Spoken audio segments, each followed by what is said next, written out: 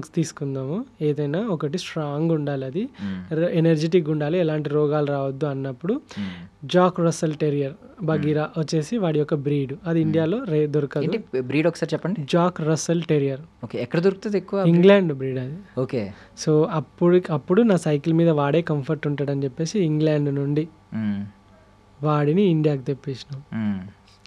ఇండియాకి తెప్పించి వాడికి 6 months దాకా వాడితోటి ఉండి ఆడుకొని వాడితో కరిపించుకొని వాడిని మంచి ఒక కొడుకులాగా మొత్తం చూసుకొని అంత అలవాటు అయిపోయిన తర్వాత 6 monthsకి వ్యాక్సిన్స్ అయిపోయిన తర్వాత ఏవైతే ఉన్నాయో వ్యాక్సిన్ చేయించి అప్పుడు వాడి కోసం సైకిల్ మీద ఎక్స్ట్రా బెడ్, సైకిల్ మీద మంచి కేజు, తర్వాత వాడి కోసం ఫుడ్డు, మొత్తం మటన్ అంతా మంచిగా ఎండబెట్టి డ్రై మటన్ తీసుకొని వాడికి ట్రీట్స్ లాగా అలవాటు చేసుకొని అదంతా సైకిల్ మీద ఎక్కించుకొని వాడిని 8,000 kilometers 8 states నార్త్ ఈస్ట్ 6 నెలలు హైదరాబాద్ నుండి China border, Sikkim Nathula pass China border దాకా వాడిని సైకిల్ మీద రైడ్ చేసుకుంటూ తీసుకొని పోయినా.